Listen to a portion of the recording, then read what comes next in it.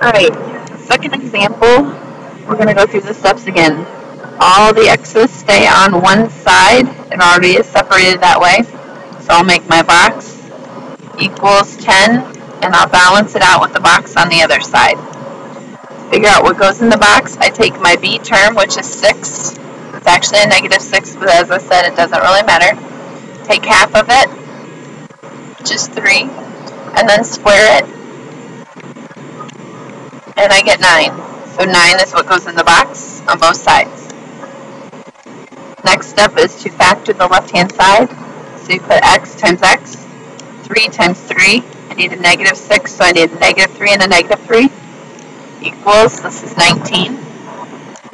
We'll write it together as a single quantity squared.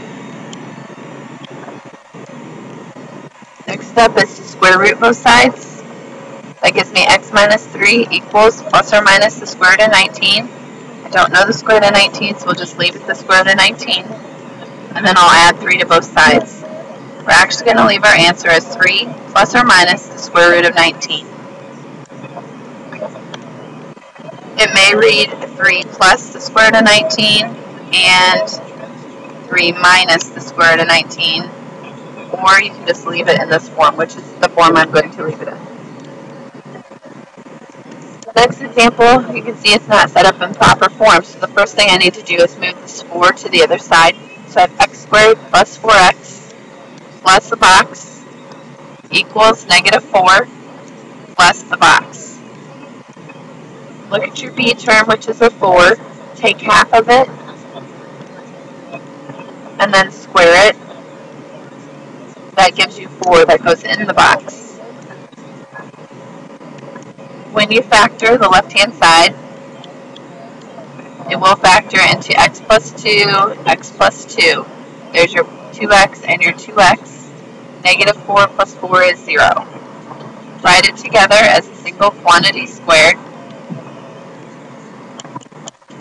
And then square root each side. X plus 2 equals the square root of 0 is 0. Subtract 2, and we get x is equal to negative 2. So this is why I meant most of the time we'll get 2 answers, but sometimes we'll just get a single answer. Okay, let's look at this next example.